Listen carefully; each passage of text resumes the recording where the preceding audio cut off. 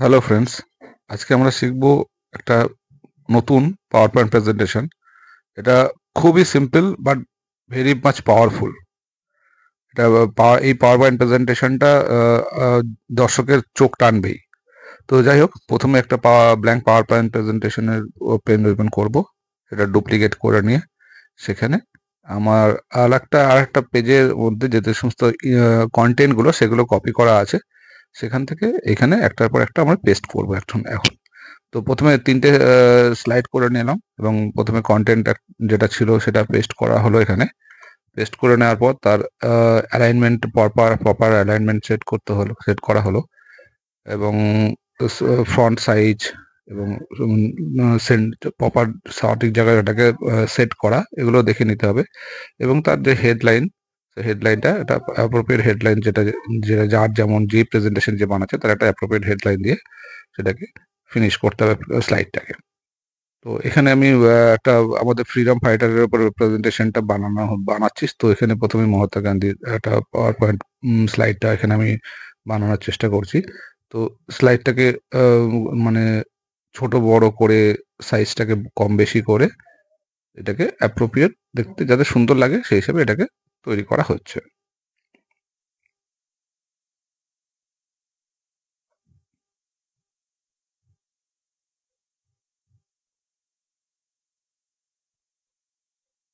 এখানে যেটা যেমন কালার, সেই কালারগুলো এখানে দিতে হবে। হেডিং এর কালার কি হবে, কন্টেন্টের কালার কি হবে। কন্টেন্টের কালারটা আমাদের পরে দেখতে পাবো যে ব্যাকগ্রাউন্ড কালারের উপর বেস করে কন্টেন্টের কালার, ফন্টের কালারগুলোকে চেঞ্জ করতে হতে পারে। যেটা যেমন ব্যাকগ্রাউন্ড তার সঙ্গে যেটা সুইটেবল হবে সেই হিসেবে আমাদের কন্টেন্টের ফন্টের কালার আমাকে সেট করতে হবে। সেটা পরে দেখা যাবে। এটা ডিপেন্ড করছে আমাদের ব্যাকগ্রাউন্ড কালারটা কি আসে তার উপর ডিপেন্ড করছে।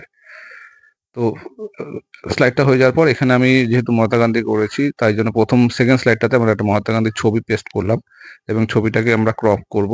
কিরকমভাবে ক্রপ করব সেটা দেখানোর একটা এখানে দেখিয়ে দিচ্ছি। প্রথমে একটা প্রপার স্কোয়ার শেপে নিয়ে সেটাকে সার্কেল শেপে সেট করে একটা নির্দিষ্ট সাইজ নিয়ে আমি টেন করে নিয়েছি হিসেবে একটা, এটাকে আমি ছবিটাকে ক্রপ করলাম এই হিসাবে। এবং এখানে মেজর যেটা মেন হেডলাইন সেটা মহাত্মা গান্ধী, সেই হেডলাইনটাকে এখানে আবার কপি পেস্ট করতে পারি বা নিজের মতো টাইপ করে প্রিন্ট করতে পারি, বা এটাকে ওয়ার্ড আর্টের মাধ্যমে সুন্দর করে অন্যভাবে লেখা যেতে পারে। হেডিংটা যার যেমন চয়েস সে সেরকমভাবে এটাকে করতে পারে। ফন্টটা একটু বাড়াতে হবে, যেহেতু এটা মেন হেডিং, তাই একটু ফন্ট সাইজটাকে একটু বাড়িয়ে দেওয়া হলো এখান থেকে।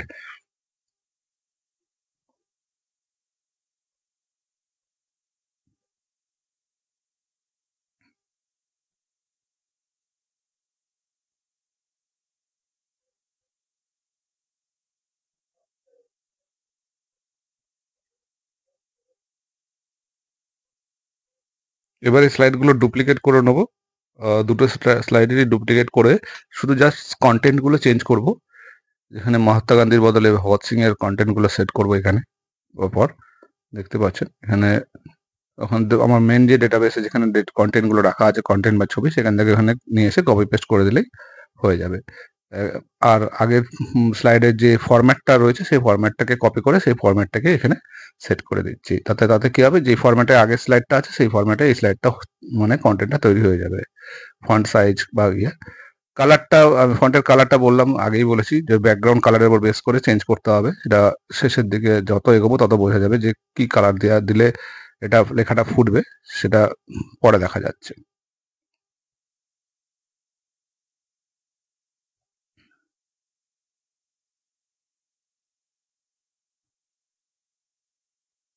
ওখান থেকে ছবিটা কপি পেস্ট করে নিয়ে সেখানে পেস্ট করা হলো এবং নামটা রিপ্লেস করে দিতে হবে মহাত্মা গান্ধীর নামটা ভগৎ সিং দিয়ে।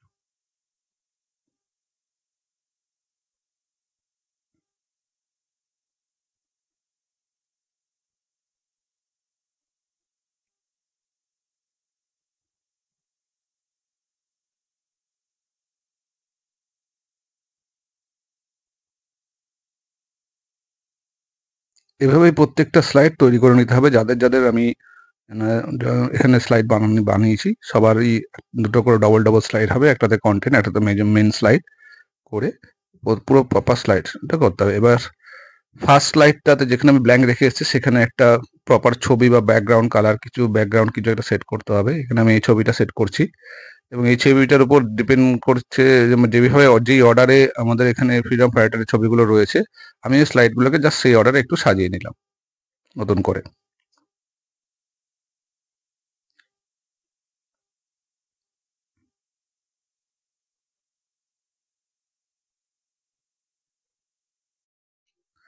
ইনসার্ট ওয়াটার অপশন থেকে আমি এই মেইন হেডিং এর যে নামগুলো সেগুলো আমি একটু ওয়াটারের মাধ্যমে মানে রিঅ্যারেঞ্জ করছি জিনিসটাকে, যাতে দেখতে সুন্দর হয়। তো একটা করে নেওয়ার পর এই ফরম্যাটটাকে আমি যদি প্রত্যেকটা বাকি স্লাইডগুলোতে যেখানে যেখানে করতে হবে ফরম্যাটটা কপি করে পেস্ট করে দিলেই অটোমেটিক এটা চেঞ্জ হয়ে যাবে বাকিগুলোর মধ্যেও। যেমন এখানে আমি নেতাজি সুভাষচন্দ্র বোসেরটা করেছি, এবার এই ফরম্যাটটা বাকি সব জায়গা থেকে ফরম্যাটটা পেস্ট করে দেওয়াতে সবার নাম্বার চেঞ্জ হয়ে গেছে। স্লাইডটা থেকে অ্যাড সিলেকশন অপশনে গিয়ে আমি নাম্বার 1 দিয়ে সিলেক্ট করলাম। আবার 2 এর পরে আমি করব প্রত্যেকটা যে হেডিং গুলো রয়েছে মেইন হেডিং সেখানে গিয়ে আমি এই জিনিসটাকে রিপিট করে যাবো, সিলেকশন করে নাম্বার 1 2 3 4 করে আমি এগুলো প্রত্যেকটা স্লাইডে আমি মেইন স্লাইডটাকে এভাবে সিলেকশন সেট করব প্রত্যেকটার।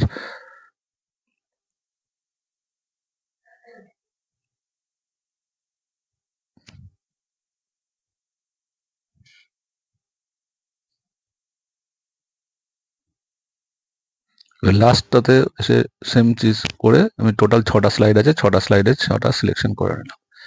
এবার আমি মেন পেজে চলে যাব, মেন যে ফার্স্ট ইয়েটা সেখানে গিয়ে আমি জুম অপশনে যাব। জুম অপশনে গিয়ে সিলেকশন জুম অপশনে যাব। সিলেকশন জুমে গিয়ে আমি এই প্রত্যেকটা 6টা স্লাইডকে সিলেক্ট করব। এখানে 6টা স্লাইডকে সিলেক্ট করে এখানে ইনসার্ট করব। ইনসার্ট করলে তারপর আমি এটাকে শেপগুলোকে একটু সাইজটাকে ছোট করে নিতে পারবো, আমার রিকোয়ারমেন্ট হিসাবে ছোট করে নেবো যেমন যেমন রিকোয়ারমেন্ট হবে।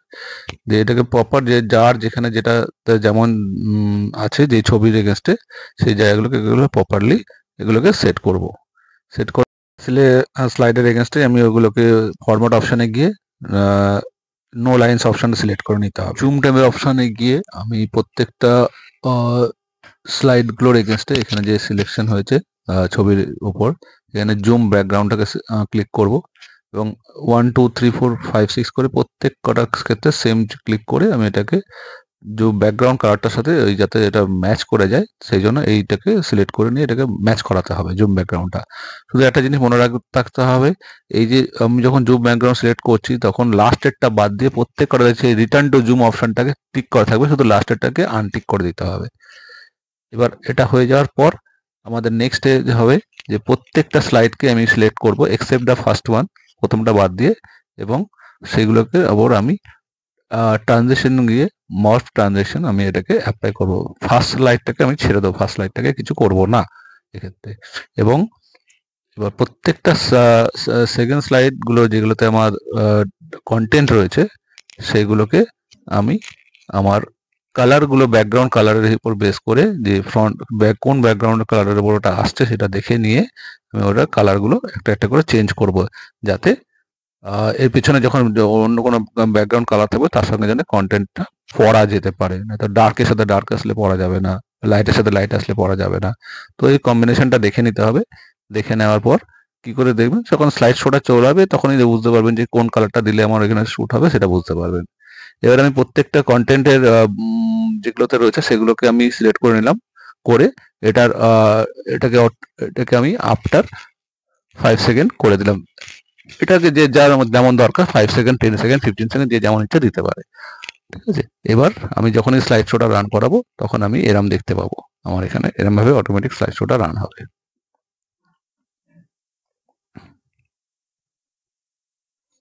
তো যখনই যার নাম আসছে তার এগেনস্টে এটা জুম হয়ে যাচ্ছে এবং জুম হয়ে গিয়ে তার ডিটেলসটা আমি এখানে দেখতে পাচ্ছি।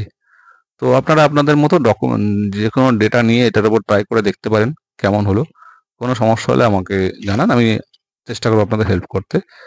আর চ্যানেলটাকে আমার সাবস্ক্রাইব করে রাখুন। নেক্সট ভিডিওর জন্য। ভালো লাগলে আপনার বন্ধুদের সাথে শেয়ার করুন।